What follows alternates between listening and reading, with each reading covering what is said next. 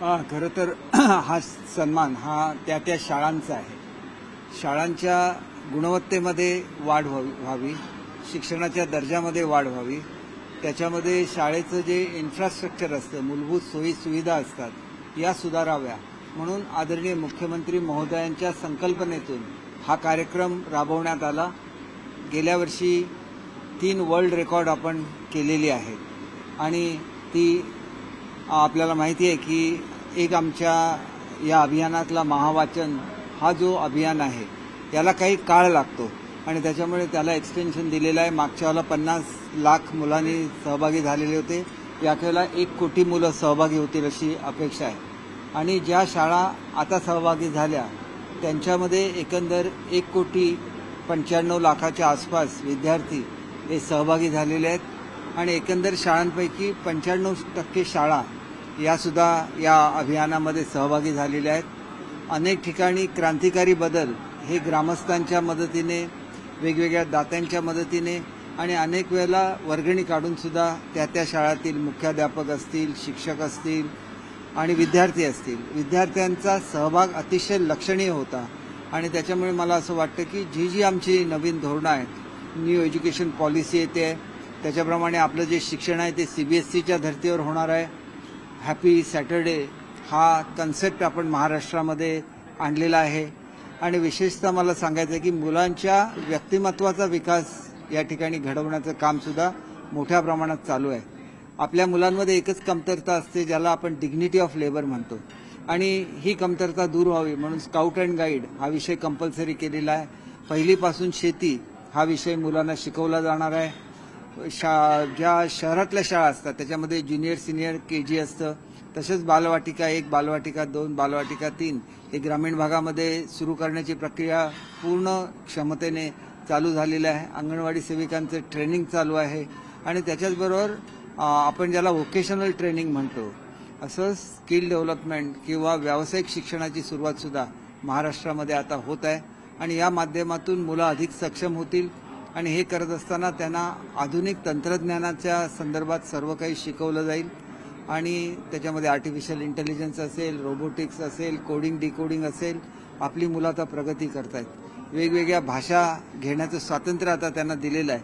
त्याच्यामुळे जर ते परदेशातल्या भाषा शिकले तर 12वी नंतर थेट त्यांना रोजगार उपलब्ध होणार आहे. आणि हा उपक्रम करत असताना आपण जर्मन सरकारची मदत घेतलेली आहे, कारण जर्मनीमधलं व्होकेशनल ट्रेनिंग हे जगामध्ये सर्वोत्कृष्ट समजलं जातं. आपल्या शाळा बदलत आहेत, महाराष्ट्र एका वेगळ्या दिशेने प्रगती करतोय, आपली मुलं हुशार आहेत आणि 2 कोटीपेक्षा अधिक मुलं ही आपल्याकडे शालेय शिक्षण विभागामध्ये शिक्षण घेत आहेत. या मुलांचं भवितव्य हे आपल्या राज्याचं सुद्धा भवितव्य आहे. त्याच्यामुळे उत्तमोत्तम शिक्षण त्यांना दिलं जाईल. CBSEच्या अभ्यासक्रमाचा जसाच्या तसा भाषांतर करून अंतर्भाव केल्यामुळे कॉम्पिटिटिव्ह एक्झामिनेशनमध्ये आपली मुलं अधिक चमकतील याची मला खात्री आहे.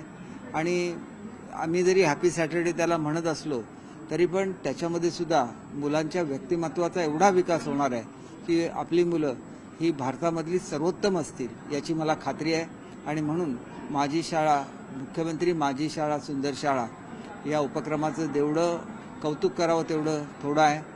आपल्याला अजिबात वेळ नसताना आणि निवडणुका तोंडावर असताना सुद्धा मुख्यमंत्री शिक्षकांच्या मध्ये सहभागी होतात, त्यांच्या आनंदामध्ये सहभागी होतात, मुलांच्या आनंदामध्ये सहभागी होतात.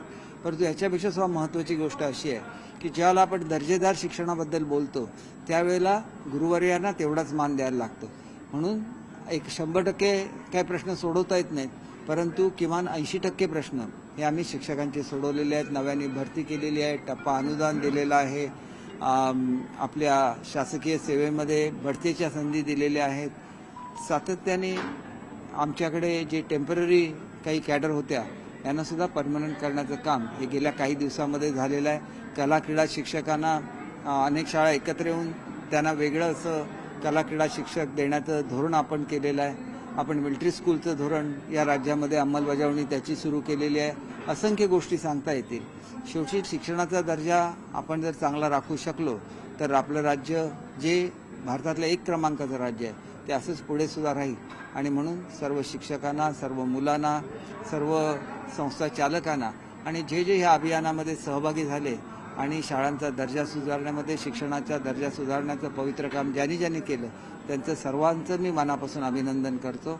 आणि काही सूचना मला अशा सुद्धा मिळाल्या की जे लांबून आलेले जिल्हे आहेत त्यांची पारितोषिकं सुरुवातीला दिली जावी, ती सूचना सुद्धा मी स्वीकारलेली आहे. आणि पुढच्या वर्षीपासून आळीपाळीने हे सगळं सर्क्युलेट केलं जाईल, जेणेकरून शेवटचं ज्यावेळेला बक्षीस घ्यायला येतं त्यावेळेला प्रेक्षकगृह जर मोकळं दिसलं ते सुद्धा नाराज होतात. त्याच्यामुळे मी हे समजू शकतो की पुढच्या वेळेला आम्ही ही सुद्धा काळजी घेऊ की ज्यांना बक्षिसं मिळाली ते प्रेक्षकगृहामध्ये थांबतील आणि इतरांचं सुद्धा कौतुक करतील. कारण याच्यामध्ये बक्षिसा एवढंच कौतुकाचा भाग सुद्धा असतो आणि तो कौतुक संपूर्ण महाराष्ट्राने हा विद्यार्थ्यांचं, शाळांचं आणि शिक्षकांचं केलेलं आहे. त्याबद्दल महाराष्ट्राच्या तमाम जनतेचं मनापासून आभार मानतो आणि आपणसुद्धा पत्रकारांचे आभार मानतो की आपल्या माध्यमातून या गुणवंत शाळा संपूर्ण राज्यामध्ये गेल्या, त्याच्याबद्दल आपल्या सगळ्यांचं सुद्धा मनापासून कौतुक करतो. महायुतीच्या नेत्यांची उद्या महत्त्वाची पत्रकार परिषद आहे. जागा वाटप महायुतीसह आणि काही उमेदवारांच्या नावांची घोषणा उद्या होऊ शकते का? सीएम यांची उपस्थिती आहे पत्रकार परिषदेत. असं आहे की लवकरात लवकर आम्ही लोकसभेमध्ये हीच चूक केली की उशिरा कॅन्डिडेट जाहीर केले. ही चूक यावेळेला होणार नाही. वातावरण सुद्धा आमच्या बाजूने आहेत. आमचे वेळेवर उमेदवार जाहीर होतील आणि चांगलं असं महाराष्ट्राचं गतवैभव प्राप्त करून देण्याच्या दृष्टीने जी पावलं आम्ही उचललेली आहे ती अधिक जोमाने आम्ही उचलू आणि महाराष्ट्राला प्रिय असंच आमचं शासन पुन्हा एकदा सत्तेवर येईल.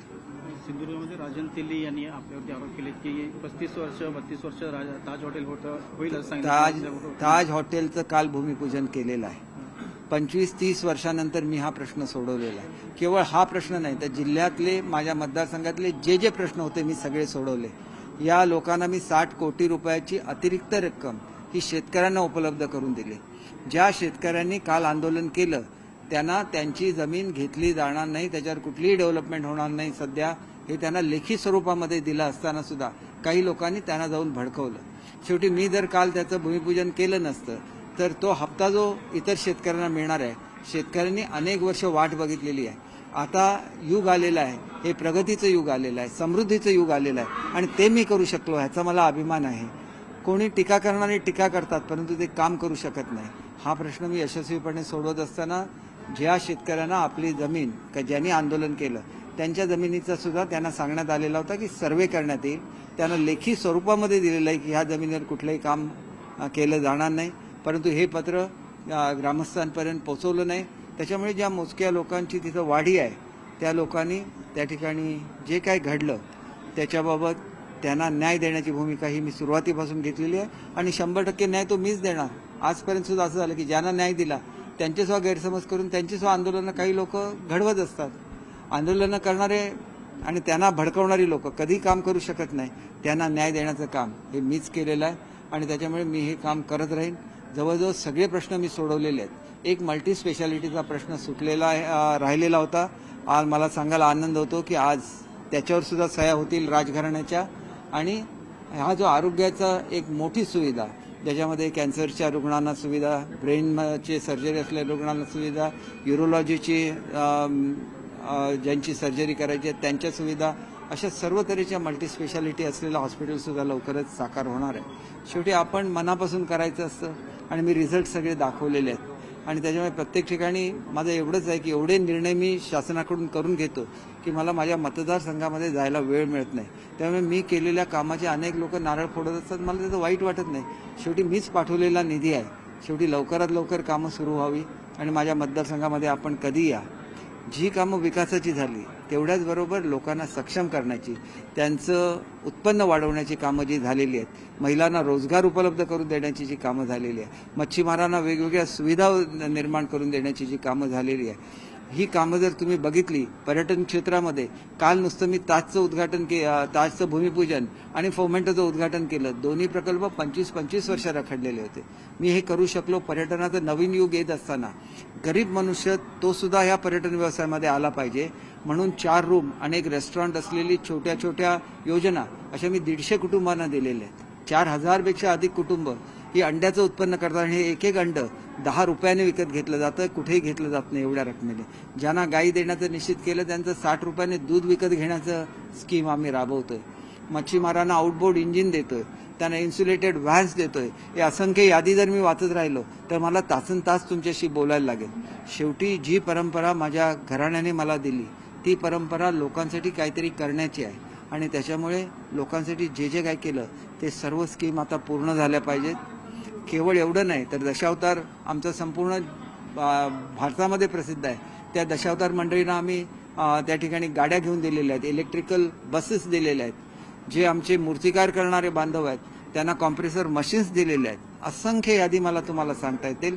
समाजाचं प्रत्येक अंग ज्याला आधाराची गरज आहे, मग मध तयार करणाऱ्या महिला असतील त्यांना मध, कोकणामध्ये कधी टसर सिल्क तयार होत नव्हतं, आता टसर सिल्क तयार करायला आमच्या भगिनींनी सुरुवात केलेलं आहे.